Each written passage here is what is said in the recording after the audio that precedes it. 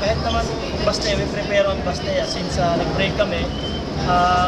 Inano namin ni Coach Jerry, ang binigyan namin agad ng emphasis ang game plan namin is against Baste. Kasi either Baste as Beda or JRU.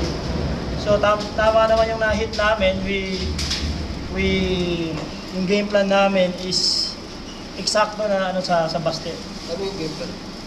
Yung usual on Abueva and Pascual, to stop Abueva, sirain lang yung rhythm ng Pascual. Then I tell the guys, yung team ko na only Abueva and Pascual na magpapanalo sa San Sebastian. At the same time, sila rin na magpapatalo. So that's what happened yung nangyari. And Pascual cannot hit his jumpers. And Abueva, ayun, na maagang nawala due to foul troubles. Coach, pinalagan niyo ba yung game niyo versus San Sebastian in the first round? 1 point Actually, yung game namin na yun ang naging basihan namin that we can compete against these guys. Top level competition here in NCAA. Yun ang naging namin na 1 point lang. So, inano lang namin. Nothing to lose kami here in this game. We are on the bottom. So, sabi ko lang, just mula si Coach Jerry, we dedicate this game to him. Nasa siya? Actually, he was suspended.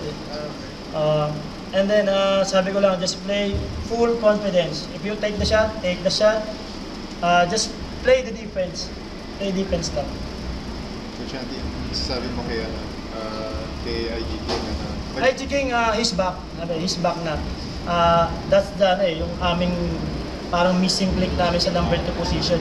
At least after a long talk with IG King and his mom, buti naman at nagkaroon ng positive sa kay IG. And then, ayun, gumanda na yung laro niya. Hopefully, he will continue playing that way.